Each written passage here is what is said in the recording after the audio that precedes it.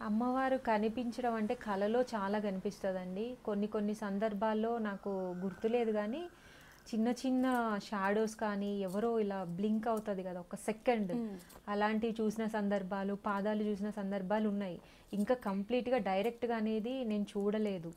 రీసెంట్‌గా నేను ఇక్కడ మన ఫలక్నమా కాళీ టెంపుల్‌కెళ్ళానండి. లాస్ట్ అమావాస్య, ఆషాఢ అమావాస్య రోజు. ఆ రోజు ఒక ఆవిడ నేను గుళ్ళోకెళ్ళాను.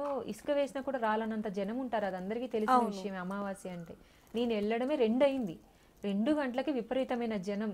ఎక్కడో మేము కారు ఆపుకొని నడుచుకుంటా వెళ్ళిన దాన్ని. చేతిలో నిమ్మకాయల దండ, తర్వాత మాల. నేను ఎప్పుడు పెద్ద మాలలు చేయించుకొని తీసుకెళ్ళడం నాకు అలవాటు. హెవీ వెయిట్ ఉన్నాయి. ఎవ్వరు రాలే. ఒక్కదాన్నే వెళ్ళాను.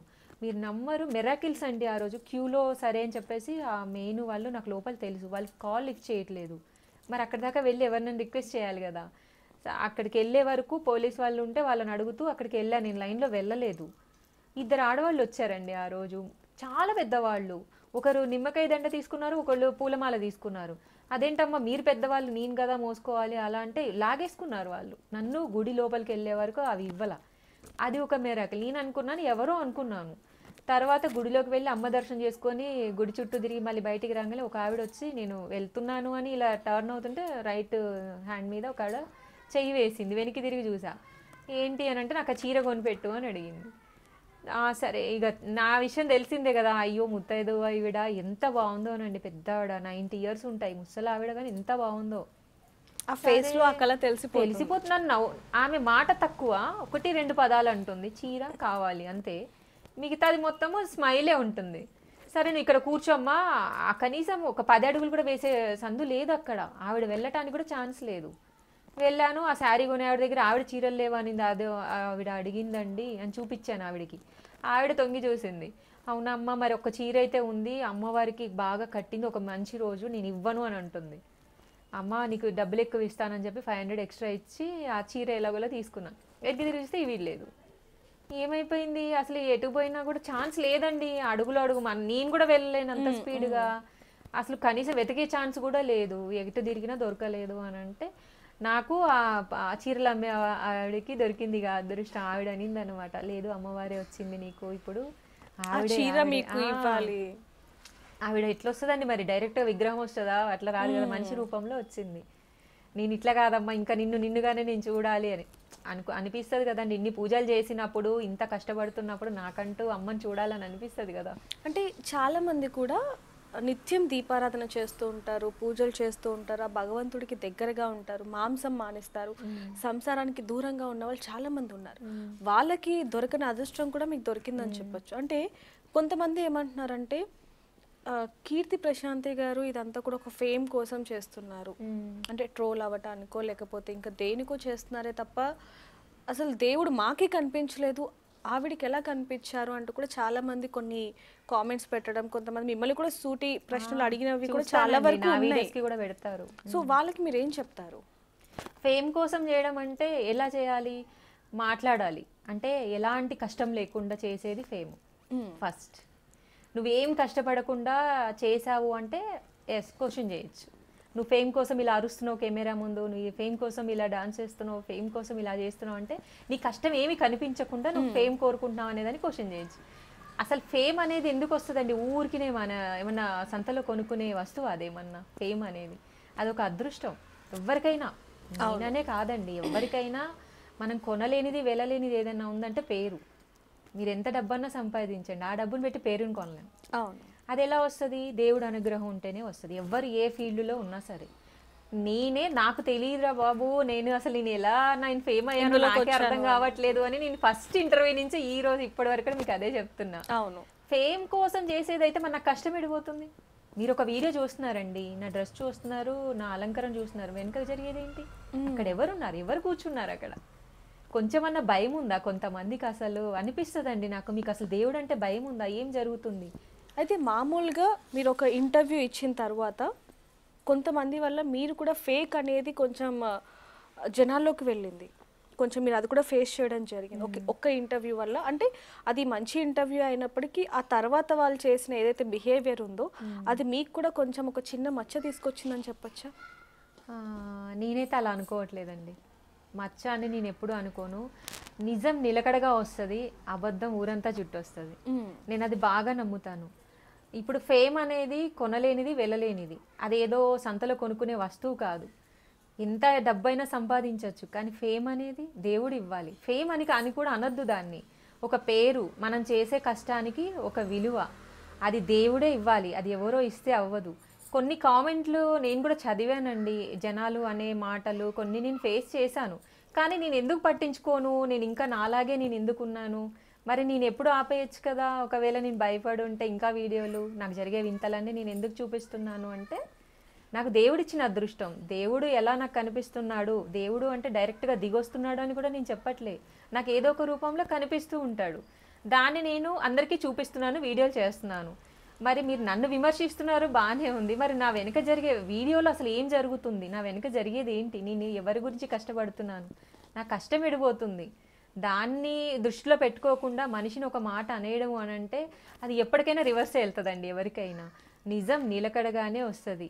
పర్వాలేదు, ఎవరిన్నా నేను పట్టించుకోనండి. ఎందుకంటే నేను నిజంగానే చేస్తున్నాను పూజలు. పాలాభిషేకంతో నేను అందరికీ తెలుసు. కానీ నేను చేసిన పూజలు నాకు తెలిసిన వాళ్ళకి తెలుసు కదా, నేనంటే ఎవరో తెలిసిన వాళ్ళకి తెలుసు కదా. ప్రపంచమంతా తెలియాలంటే ఇప్పుడు వీధి దాటింది, ఇప్పుడు ఊరు దాటింది, మా జిల్లా దాటింది, ఇప్పుడు స్టేట్ దాటింది, అప్పుడు ప్రపంచానికి తెలుస్తుంది. నేను చేసిన కష్టం ఎక్కడికి పోదు. అలా అని నేను కష్టపడుతున్నానని నేను చెప్పలేదు ఎప్పుడు, ఏ వీడియోలో కూడా. మామూలుగా సౌందర్య మీకు తెలిసి ఉండొచ్చు, అంటే రీసెంట్గా కొంచెం సౌందర్య గారి వీడియో వచ్చిన తర్వాతనో మీ వీడియో సంథింగ్ ఏదో వచ్చిన తర్వాత కొంతమంది మిమ్మల్ని కూడా ఫేక్, ఎందుకంటే తను ఒక అవకాశం రావటానికో లేకపోతే ఫేమ్ అవ్వడానికో డబ్బుల కోసం ఎలా అయితే పూనకం వస్తున్నట్టు చేసిందో, మీరు కూడా కొన్ని ఇంటర్వ్యూస్ అలా డబ్బులు ఇచ్చి చేయించుకున్నారనే వార్త కూడా కొంతవరకు వచ్చింది. దానికి సంబంధించి మీరు ఏమంటారు? నేను ఎవరికి డబ్బులు ఇవ్వలేదండి. ఎవ్వరికి కూడా నేను సింగిల్ ఎంపీ ఇవ్వలేదు. నన్ను ఇంటర్వ్యూస్ అడిగితేనే, అది కూడా కొన్నిసార్లు అడగడం వల్లనే నేను ఇంటర్వ్యూస్ ఇచ్చాను. అది కూడా వాళ్ళైనా ఎందుకు అడుగుతారండి, మనలో ఏదైనా విషయం ఉంటేనే కదా. మీరైనా ఇంటర్వ్యూస్ ఎందుకు చేస్తారు, ఎలా పడితే అలా ఎవరిని చేయరు కదా. ఏదో ఒక విషయం ఉంటుంది కదా, దాన్ని బట్టి అందరూ ఇంటర్వ్యూస్ చేశారు. నేను ఎవరిని విమర్శించను కానివ్వండి. ఎవరు లైఫ్లో ఎవరి ఇష్టాలు అనేది వాళ్ళకు ఉంటుంది. వాళ్ళు ఏం చేస్తున్నారు, వాళ్ళు ఏం చేయాలనుకుంటున్నారు అనేది వాళ్ళ జీవితం మీద ఆధారపడి ఉంటుంది. అది మనం జడ్జ్ చేయలేం. అవును, ఏదైనా కూడా. నాదైనా అంతే, నా మీద ఆధారపడి ఉంటుంది నేను ఏం చేసినా.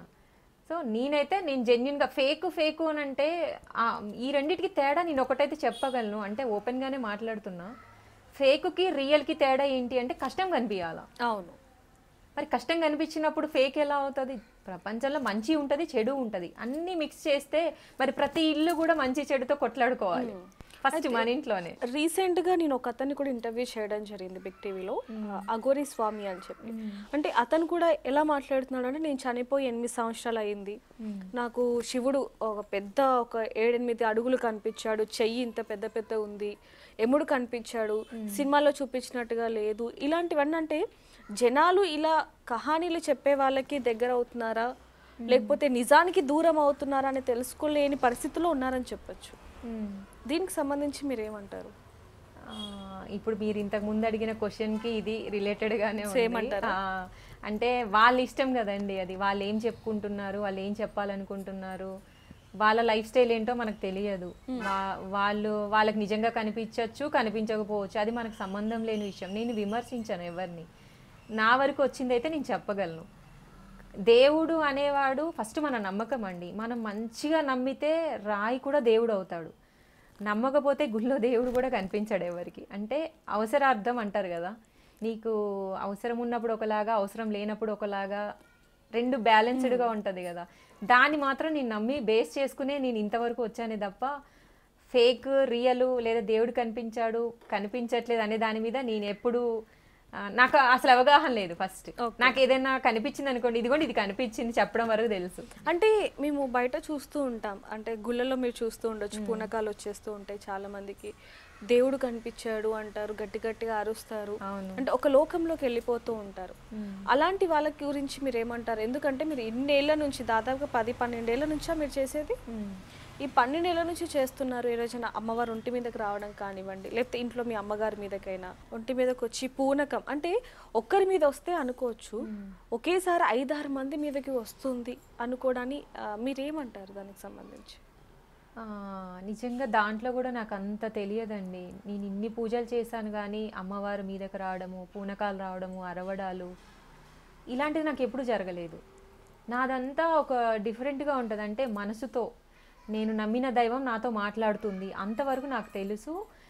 నాకు చాలామంది నా చుట్టూ ఉన్న వాళ్ళు కానీ, నా ఫ్రెండ్స్ కావచ్చు, పక్కింటి వాళ్ళు కావచ్చు, ఎవరైనా బంధువులు కావచ్చు, తెలిసిన వాళ్ళు కావచ్చు, ఏదైనా కూడా వాళ్ళ వాళ్ళ సందర్భాలను బట్టి, వాళ్ళు చెప్పే ప్రాబ్లమ్స్ని బట్టి నేను ఏదైనా లేదులే అమ్మా ఇలా అవుతుంది, లేదండి ఇలా అవుతుంది అని నేను అంతవరకు అయితే నేను చెప్తానంటే నేను నమ్ముతాను కదా దేవుణ్ణి. నేను ఒక మంచి మాట చెప్తాను.